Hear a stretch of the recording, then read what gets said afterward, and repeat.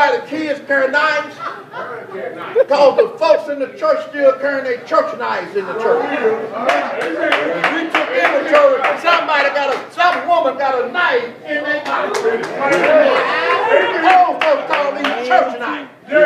So you wonder why, if when your baby see you with a knife, the first thing they want to do is carry one, and they know what a knife is for. A knife is for to cut something.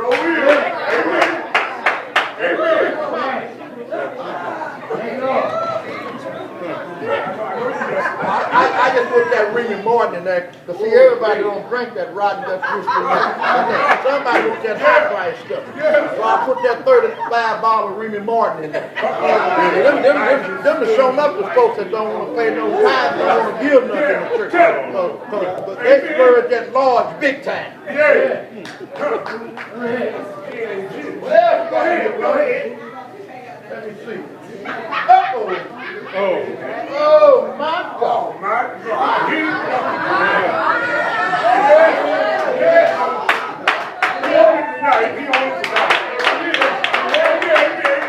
Now see, I got this is pick 4. Sometimes folks come to church and they want to see where the pastor taking his text or what's going on, and they jot the numbers down and they look at the pastor's license plate number, they jot his number down, or they look at any saved person's car, they jot your number down, they go, I know that's a holy man of God, I know that's a holy man. You'll be surprised if you don't put on your license plate and write your number down and go, hey, put them up. They get their pick 3 and pick 4 numbers off your license. And sometimes Apostle Bonner, wherever we take our text, you see them jot, they ain't jotting down the scripture, they jotting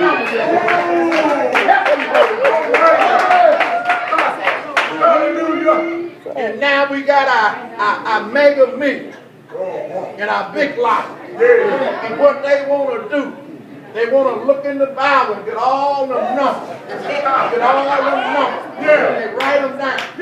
Everything that holy numbers, they want to write them down. When they go play their numbers, they take them numbers and write them down. Here we go again. That was pick 3. The cash. I'm gonna put these over it. Oh, y'all know I'm hitting home now. I'm not putting everybody home. I didn't even know about Alpha. Uh-oh. What is This is jumping. Go ahead. I just can't come to church and I listen to the pastor, but he don't understand. She don't understand that I got to take and take my sleeve and roll it up, and I got to take a little lift and put it in the spoon, and I got to take and heat it up, and I got to inject it, and then I got to take it, and my veins messed up, I ain't got that work. I can take my shoes off and stick between my big toes. Yeah, I understand. And y'all, it's so tough. I ain't got no veins. I got to actually drop my pants and my bottom button to the needle get a high on. Yeah, I know what I'm talking about. Yeah. And so I want to tell you though, all these is the sins of the world. It's just as much for this man to quit gambling as it is for this person to quit smoking, as it is for this person to quit drinking, as it is for this person to quit gambling, as it is for this person to stop shooting up. I almost do. Come on with it. Get round to the last one. The Bible says he loves us all and ain't nobody excluded. So now I'm finna get on the old folks. Old folks, they don't do none of that. And I thought about, I read a few days ago about that lady, and she said she went to a new church. And she said that they was kind of sophisticated at that church. And she said that the head deacon, she kept on when the preacher was preaching, she'll say, amen, preacher. Amen, preacher. Every time the preacher say amen, everybody in the church looking at her like we got to do something with her. So they told the head deacon, you need to go do something. So the head deacon knows that she likes the word with snuff. She liked the snuff in the chewing tobacco. Yeah. So the head deacon went to her and said, I'll tell you what you do. Yeah. If you just stop doing that, I'll give you a year's supply. And to say the next Sunday that the old woman was at church and the preacher was preaching and the guy good to her, she went to holding her mouth and trying to say something, but she was gargling, and so she kept on, and so the preacher said, every now and then the preacher looked at her and said, well, wait a minute, Sister Annie Mae, what's going on? Because you've been my amen corner and now you won't say nothing. She looked at her and she said, Pastor, I love to say amen. She said, but I love my girl snuff and beeswax better. She said, one thing about it, they told me I can't say amen, but they sure can't stop me from waving my hand. So I tell people in the name of Jesus, if you can't do nothing else, you can wave your hand. Well, I want to say, with all that we got up here, I want the mother to know. See, we didn't forget you either. See, old people don't play, senior citizens don't play that, but they like this. I want you to say, this day's work that I bought. It was almost $6 a pack. I bought it. Went to the store. $5 and something. Almost the price of a pack of cigarettes. I was going to get a bottle of it until the man told me it was $14 or something. So I went home and I don't know what I got in here. I'm going to get a bottle of something. Well, I put something in there.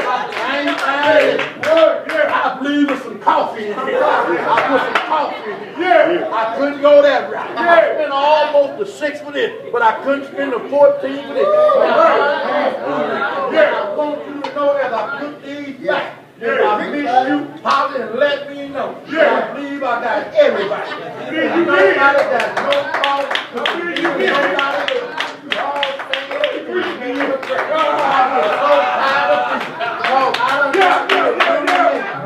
I done got saved. God done called me to preach. God done called me to pastor. I'm not like I'm self-centered all by myself. I want you to know something. The Lord made a child of God. What do you want that child of God to do? He wanted to break down that the entire world know about a living Savior. I'm almost there now. But I want you to know death in the power. I can hear Jesus saying, believe and be saved. Repent and be pardoned. Wash and be clean. I don't know about you, but it's something about the blood of Jesus Christ. These things are not to get in hand. These things are not to make you man. These things are to help. These things are to make you grow in Christ. That's what it's all about. I don't know about you, but I was so glad that God touched my heart. I look back now in the things that I used to do. I can do them now. My brother, I can go anywhere. I can go in the casino. I can walk back in either state. I can walk back with a laying back everywhere and lift my hand and say, I thank you, Jesus. There was a time I couldn't do it, but now because I trusted in you, I can do it. I don't know about it. That's why I tell people we have to be careful. Even though I never drank in my life, I never smoked in my life, but in my business, I would buy all kind of liquor to get my adversary drunk. So I could sit there and take these little things right through and beat them out of every dime that they had. I never will forget one time that I got a man that I invested a 22 bottles of liquor on him. He had a bonus check. He had about $1,700. The man hadn't even been home yet. The man had a wife and some children. It was in the winter time over the Christmas holiday. And I beat the man out of everything that he had. And the man came back in my trap house. He had a 22 rifle. And I thought the man was going to kill me. Sweat dropped all over me. But he dropped the rifle to me. He said, would you give me $50 on this rifle so I can buy groceries in my house? I ain't bought nothing but my home for Christmas. I ain't took my wife shopping. I ain't bought nothing for my children. It was just like a rock, the big boulder just sat on the top of my head. And now folks, people think they be getting over on LL Win. Cause I help you when you ask for it. But you ain't getting over me. Because whatever I do it in the name of Jesus Christ. I can remember when I was just a house.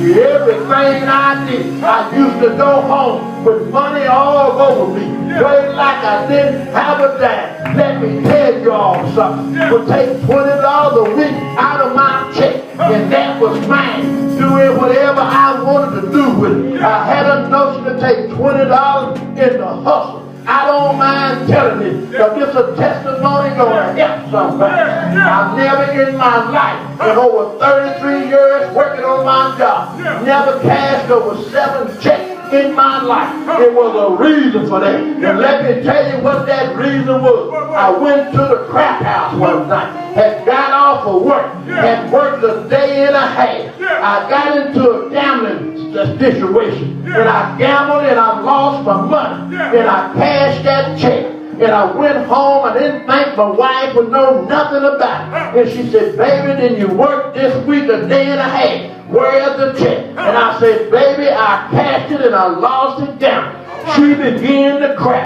And I said, baby, if you forgive me as long as I live, I'll never do that again. And to this day I can stand, not only as a man and a man of God, but I never cashed the other check like that in my life. Matter of fact, I told you maybe 7 in my whole life. Because I realize sometimes if you don't trust yourself, you need to put things where it can be placed. I want you to know, my brother and my sister, somebody say in the Word of God, I'm closing now. I got the message over. But we're going to come to the throne of grace in a minute. But I want you to know, Jesus is saying that I love you. I want you to come on home. There's a door of heaven. And let me tell you this. Now, I want to share this with you. Now, a lot of us was in this spot. But when I look around, a lot of us done got out this spot. We're no longer in this spot. But it's our job to tell a damn world about a living Savior. See, somebody is in this spot. So our light got to so shine that man may see our good work. It's our job to tell somebody, I used to be in that spot. I used to do this. I used to be a gambler. I used to be a hustler. I used to rob and steal. But I don't do that. I used to smoke. I used to do drugs. I used to drink. But I don't do that anymore. It's our job now to help somebody else get out that pot. Because there's still a whole lot of people still in that pot. Listen, young people, you need to pay attention. More so than anybody. Young people can easily be persuaded to get in that pot. Temptation is all over the land. I'm almost through, you all. But I just want to break that pot down. And see that pot. And that's what Jesus was talking about. Jesus came and died and gave us a right back to the tree of life. He set us free. And we got out of that pot. Not on our own. But I want you to know, by the power of Jesus Christ, you can do all things. Now I'm getting ready to close now. And I want Apostle Prayer, when you come back, I need the apostle to come up here. I want all the ministers to come down. I want all the ministers to come up here. I need your help right now. I want you to line up across here. Because you see, I'm going to act. I want all ministers to come up here. I just want